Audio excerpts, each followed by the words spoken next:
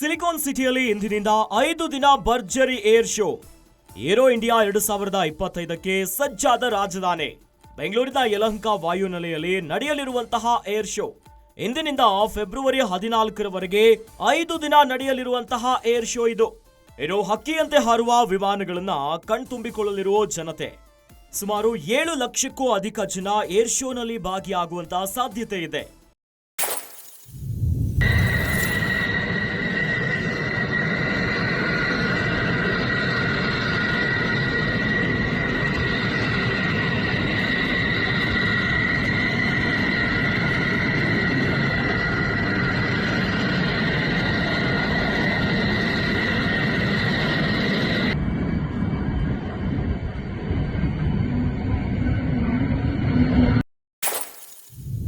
ಇಪ್ಪತ್ತೇಳು ದೇಶದ ಪ್ರತಿನಿಧಿಗಳು ಏರೋ ಇಂಡಿಯಾ 2025ರಲ್ಲಿ ಭಾಗಿಯಾಗ್ತಿದ್ದಾರೆ.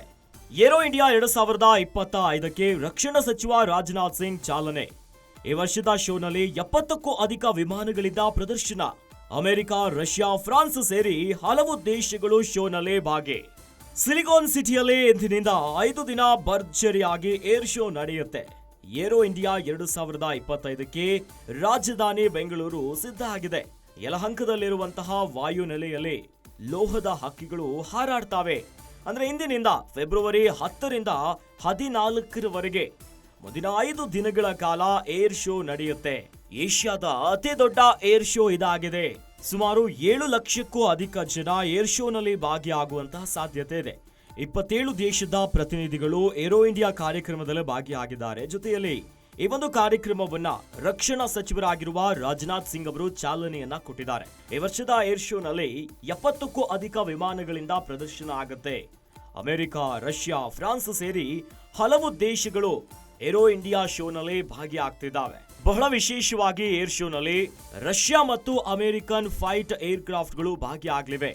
100 ದೇಶಗಳ 900ಕ್ಕೂ ಹೆಚ್ಚು ರಕ್ಷಣಾ ಸಾಮಗ್ರಿಯ ಉತ್ಪಾದಕರು ಭಾಗಿಯಾಗ್ತಾರೆ. ವಿವಿಧ ಕಂಪನಿಗಳ 100 ಸಿಇಒಗಳು, 50 ವಿದೇಶಿ OMS ಉಪಸ್ಥಿತರಿದ್ದಾರೆ. ಇನ್ನು AI, ಸೈಬರ್ ಸೆಕ್ಯೂರಿಟಿ, ಡ್ರೋನ್ ಮತ್ತು ಗ್ಲೋಬಲ್ ಏರೋಸ್ಪೇಸ್ ಪ್ರದರ್ಶನವಿದೆ. ಆತ್ಮನಿರ್ಭರ್ ಭಾರತದ ಉತ್ಪನ್ನಗಳಿರಲಿದ್ದು 10 ಸೆಮಿನಾರ್ಗಳನ್ನ ಆಯೋಜಿಸಲಾಗಿದೆ. ಇನ್ನು ಬೆಂಗಳೂರಿನಲ್ಲಿ ಮಾತನಾಡಿರುವಂತಹ ಕೇಂದ್ರ ರಕ್ಷಣಾ ಸಚಿವರಾಗಿರುವಂತಹ ರಾಜನಾಥ್ ಸಿಂಗ್ ಅವರು ಏರೋ ಇಂಡಿಯಾ ಬರೀ ವೈಮಾನಿಕ ಪ್ರದರ್ಶನ ಅಷ್ಟೇ ಅಲ್ಲ, ದೇಶದ ಆರ್ಥಿಕತೆ ಮತ್ತು ರಕ್ಷಣಾ ವ್ಯವಸ್ಥೆಯ ಅಭಿವೃದ್ಧಿಗೆ ಉತ್ತಮ ವೇದಿಕೆ ಆಗುತ್ತೆ ಅನ್ನೋದಾಗಿ ಹೇಳಿದ್ದಾರೆ. ಈ ಮೂಲಕವಾಗಿ ಈಗ ಎಲ್ಲರ ಗಮನ ಸೆಳೀತಾ ಇದೆ. ಅದರಲ್ಲೂ ಏಷ್ಯಾದ ಅತಿ ದೊಡ್ಡ ವೈಮಾನಿಕ ಪ್ರದರ್ಶನ ಆಗಿರುವಂತಹ ಏರೋ ಇಂಡಿಯಾ 2025 ಎಲ್ಲರ ಪ್ರಶಂಸೆಗೆ ಕಾರಣ ಆಗ್ತಿದೆ.